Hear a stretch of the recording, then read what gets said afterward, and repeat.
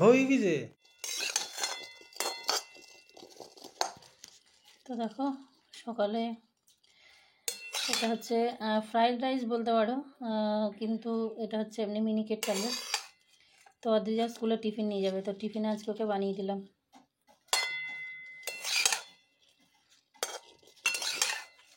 শুধু কাজু কিশমিশ দিইনি, কাজু কিশমিশ ও খেতে চায় না, ও বারণই করেছে। তো এখন যেহেতু একটু মানে রোদের তাপটা পড়েছে না, একটু পেট ভরে খাবার না খেলে। আর ও বলছিল যে সবাই নাকি ফ্রাইড রাইস এরকম করে নিয়ে যায়, তা তুমি করে দাও। আর অদ্রিজা যা ভাত খাচ্ছে।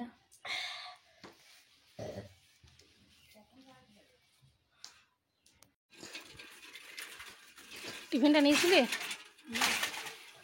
আসতে?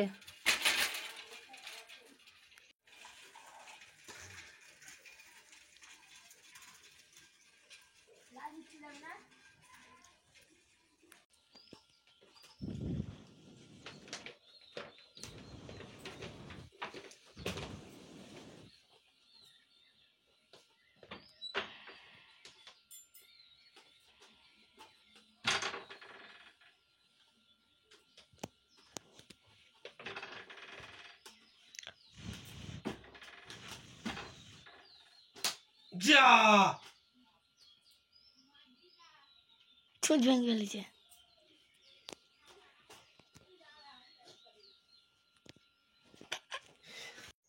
গুড ইভিনিং বন্ধুরা।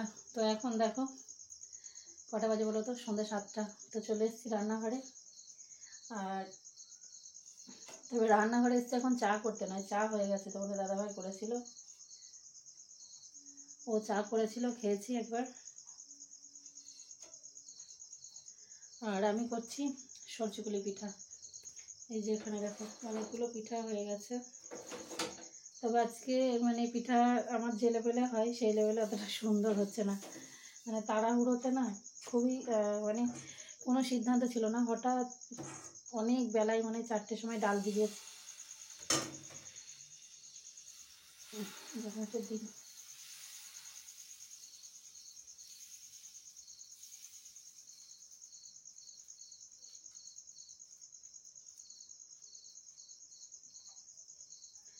চারটের সময় ডাল ভিজিয়েছি, তারপরে ধুয়ে করে এখন 7টার মধ্যে, বুঝতে পারছো। আর মানে সেই জন্য কি বলতো, একটু ধীর স্থির মন স্থির করে একটা কাজ না করলে, একটু সময় নিয়ে না করলে অতটা ভালো হয় না। তো করছি হচ্ছে কি মানে আমার কি বলবো, বৌদি বলে ঝুমা এসছে ওখানে। তো ও এর আগের বছর খেয়েছিল পিঠা, ও বলেছিল যে বৌদি তোমাদের সরচুকুলি পিঠা খাবো। তো ওরা এসেছিলো, আমাদের বাড়িতে খাইয়েছিলাম। আর এবছর কি সময় সুযোগটাই হয়নি, ও আসতে পারিনি, সেই জন্য শীতের সিজন তো শেষই হয়ে গেল, খাওয়াতে পারলাম না। তো যেহেতু শুনলাম ও দুপুরে যে এসছে, তো ভাবলাম যেহেতু ঘরে ছিল, চাল ডাল ছিলই, তো ভাবলাম যদি একটু করে দিতে পারি। তো আমাদের যাওয়ার কথা, ইঞ্জেকশন করতে যাব ডাক্তার, মানে ওর বাবার কাছেই তো যাই ইঞ্জেকশন নিতে। তো ফোন করেছিল যে এসছি বৌদি, তো আমি বললাম যাবো, তো আমরা তো যাবোই। তারপরে হঠাৎ মনে হলো, অনেকক্ষণ পরে, ফোন করার পরে প্রায় 1-2 ঘন্টা পরে মনে হলো যে শীত তো শেষই হয়ে যাচ্ছে, তাহলে এসছে একটু সবজিগুলি করি। তো বলছি না দি খুব একটা ভালো হচ্ছে না যা হচ্ছে। আর তার থেকেও বড় সমস্যা হচ্ছে মানে এই সবজিগুলিটা যেটার সঙ্গে খাওয়া হবে, যে পাতলা ঝোলা যে খেজুর গুড়টাও বর্তমান ঘরে নেই। তো কি করে কি নিয়ে যাবো সেটাই ভাবছি। মানে ওদের আছে কি তাও জানি না, সেটাও তো আমি তো বলিনি, না জানিয়েই যাচ্ছি নিয়ে। তো দেখি চলো তারপরে কি হয় সেটা দেখছি। তো দেখো সরচুগুলিগুলো বানানো হয়েছে, এখনও কিছুটা আছে ঢেকে রেখেছি।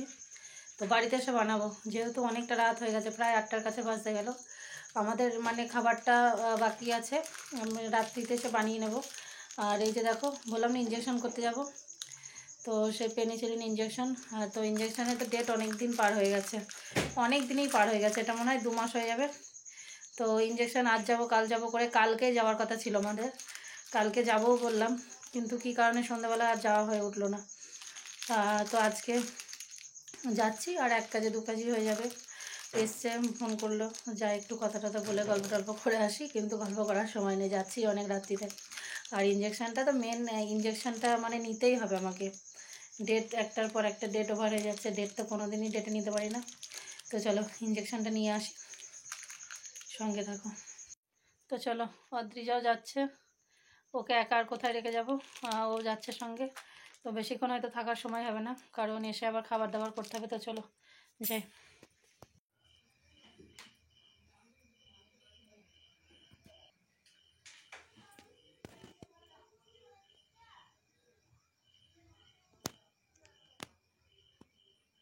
ডেট তারপরে 1 মাস 2 মাস হয়ে গেল, 2-3 মাস। কোন দিকে শোবো? আর ওই কথাটা শুনলেই আমার মাথা গরম হয়ে যায়।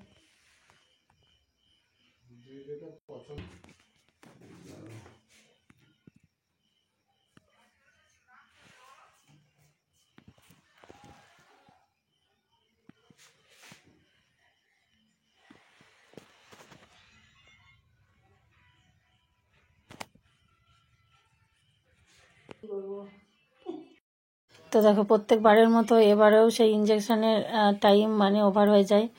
তো প্রত্যেকবার মানে মাসে আর নেওয়া হয় না। মাসিক বলতে কি, এটা তো 3 সপ্তাহ অন্তর নিয়ম, 3 সপ্তাহ আর হয় না, এটা প্রায় 2 মাস হয়ে গেল। তো এটা ভেবেছিলাম টাইমে নেবো, এবার নেবো কি হয়েছে, আমার একটা ইনফেকশন হলো না, বিরাট একটা ইনফেকশন, তখন আবার সেই 2 বেলা ইঞ্জেকশন নিতে হতো। তো সেই কারণে আবার এই ইঞ্জেকশনে সেই সময় ডেট পড়েছিল।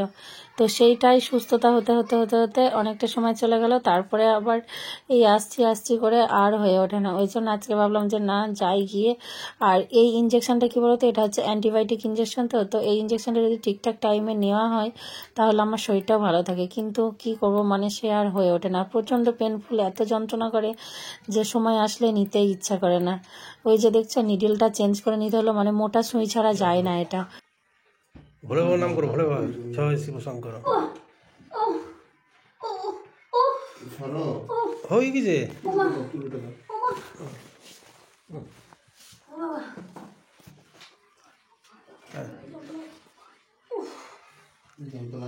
দেখেছিস কুট করে লাগে না রে, কিরকম কাঁদতে দেখেছিস,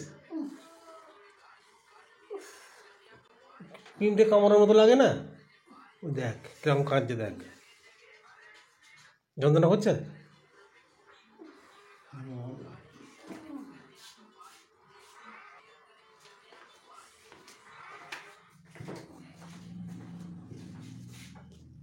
আছে নাকি? একটু নেই, না না ফেনা থাকে, ফেনাও নেই। না না বলছি ফেনা হয়ে যায় না সিস্টার, ওই ফেনাটা। কোথাও হয়তো বাইরে ডাক পড়লো আপনাদের, তাহলে ডাক্তার মানুষদের ওই জন্য শুয়ে পড়তে হয়। ঘুম আসে নাকি?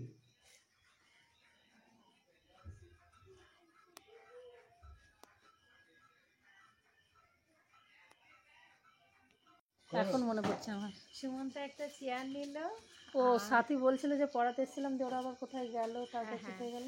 একটা চেয়ার নিল সুমন্ত, আবার একটা তো দেখো সোফা।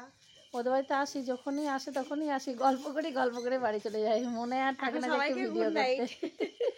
অনেকক্ষণ এসছি, অনেকক্ষণ গল্পর পরে এখন আমরা বাড়ি যাচ্ছি। এই যে ওরা ওদিকে গাড়ি বার করছে। তো চলো অনেকটা রাত হয়ে গেছে, হ্যাঁ, তো চলো আবার নেক্সট কবে দেখাবো, আর যদি কালকে হয় দেখা। কালকে দেখা হলে আবার ভিডিওতে দেখতে হ্যাঁ। হবে, next পরের ভিডিওতে। হ্যাঁ কালকে আমরা কুম্ভে যাচ্ছি, কুম্ভ কুম্ভ স্নান যাচ্ছি, করতে। মহাকুম্ভে। কালকে আমরা মহাকুম্ভে হ্যাঁ। যাচ্ছি স্নান করতে। তো দেখো ইঞ্জেকশন করতে গেছিলাম, আর ওই যে ঝুমাদের সঙ্গে দেখাও করতে গেছিলাম।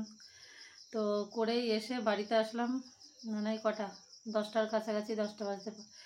তো মানে এসেই জামা কাপড়ও তখন চেঞ্জ করিনি, ভাত বসিয়ে দিয়েছিলাম, আলু সিদ্ধ ভাত। তো তারপরে চেঞ্জ করতেই করতে বুঝতে পারছি সিদ্ধ ভাত আর হতে কতটুকু টাইম লাগে। তো ভাত হয়ে গেছে ফাটাফাট, একদম মিনিট 10-15-এর মধ্যে ভাত টাত হয়ে গেছে। তো এখন ভাত বাড়ছে, আর অদ্রিজা এসেই ঘুমিয়ে গেছে, ওকে আবার উঠিয়ে খাওয়াতে হবে, কিছু করার নেই, মানে ওর এত ঘুম ছিল যে ওকে ঘুমিয়ে গেছে। আর এই যে দেখো ভাত বাড়ছি আমি, এখানে আলু সিদ্ধ, আর এখানে একটু লঙ্কা ভেজেছি, তো এই দিয়ে মাখবো এখন, গরম একদম। তো চলো একদম গরম গরম, আর উপরে হচ্ছে দুধ জালে বসিয়েছি এখন। তো আজকে হচ্ছে দুধ ভাত খাবো আমরা, একদম গরম গরম ভাত, আলু সিদ্ধ আর দুধ দিয়ে, কিন্তু দারুণ লাগে খেতে। তো চলো ভিডিওটা এখানেই শেষ করলাম। সকলে ভালো থেকো, সুস্থ থেকো, আবারও দেখা হবে নেক্সট ভিডিওর সাথে। আর ভালো লাগলে অবশ্যই চ্যানেলটিকে সাবস্ক্রাইব করে পাশে থেকো। ভিডিও প্লেতে একটু লাইক, শেয়ার, কমেন্ট করো। শুভরাত্রি।